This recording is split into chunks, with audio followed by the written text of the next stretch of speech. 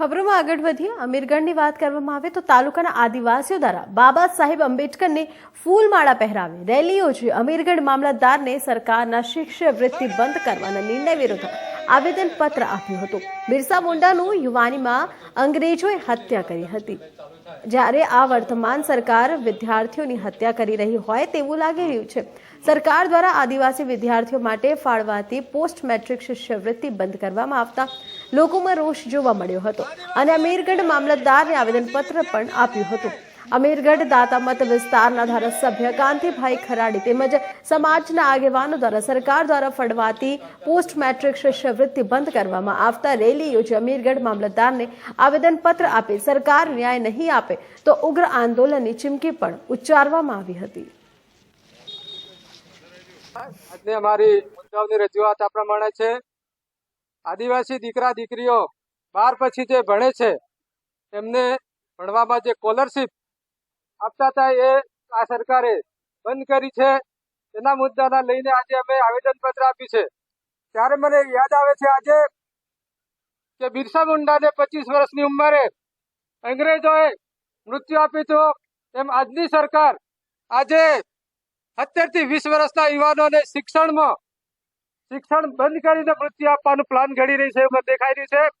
ત્યારે સમગ્ર આદિવાસી વિદ્યાર્થીઓને, વાલીઓને વિનંતી કરું છું, સરકારને વિનંતી કરું છું કે આ રીતે આદિવાસીઓને અન્યાય ચલાવી લઈશું નહીં અને આગામી દિવસોમાં લાંબા ગાળે અમે આયોજન કરીને અમે લડીશું, જીતીશું।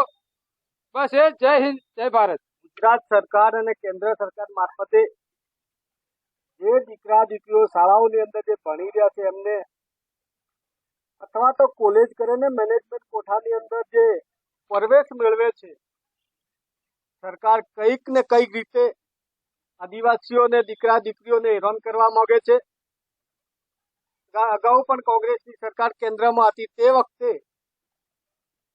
સમગ્ર આદિવાસી જિલ્લાઓને દીકરા દીકરીઓ જે ભણતા હોય, કોલેજ કરતા હોય અથવા તો અલગ અલગ કોલેજ હોય, એમને દરેકને સ્કોલરશીપ મળતી હતી। આજે ગુજરાત સરકાર 25% ને 75% કેન્દ્ર સરકાર માત્ર 100% જે સ્કોલરશીપ જે મળતી હતી એ સ્કોલરશીપ આ સરકારે રદ કરી છે। અમારી સરકાર પાસે માંગણી છે કે કાયમી માટે જે દીકરા દીકરીઓને જે સ્કોલરશીપ મળતી હતી જૂની જે યોજના પ્રમાણે એ રીતે કાયમી ચાલુ રાખવું ને એ લોકોને જે ન્યાય છે એ ન્યાય મળવો જોઈએ।